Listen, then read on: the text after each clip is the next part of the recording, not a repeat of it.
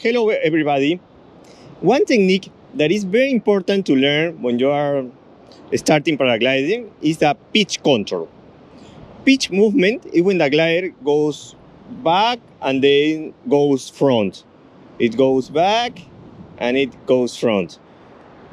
This movement can happen because of your bad control of the glider. If you over brake the glider or if you release the brakes too fast, or also can happen because of turbulence, because of external factors. In both circumstances, you have to know how to control pitch, stop the pitch, because if the pitch is too fast, is too strong, and you don't control it, the glider, when it goes front, it can collapse, it can close.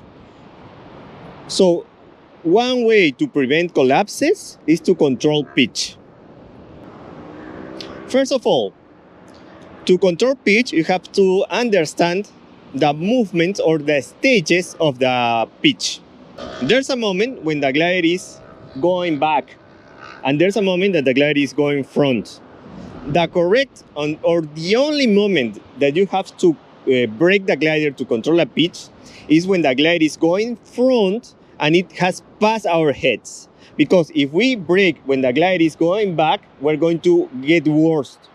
Or even if the glider is over our heads, but the glider is going back, if we brake, we get worse. So the only moment, the only good moment to brake the glider to control pitch is when it's going front and it has passed our heads. To practice pitch control, first of all, we have to create a pitch. So the instructor will tell you to brake the glider. You have to brake it slowly. Brake, brake, brake, brake, brake. Like 50%, no more. And then wait. You're going to wait. And then the instructor will tell you to put your hands up. It's important to put your hands up quickly so the glider starts to pitch. If we repeat that movement, we have a pitch. So remember, when the glider is going front, like now, we have to brake it and hands up. And that's it. We have controlled the pitch.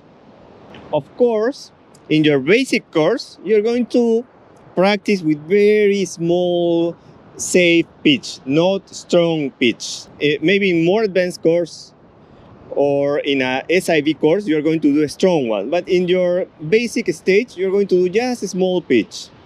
Remember, we brake it, release it to create it. We brake it, release it.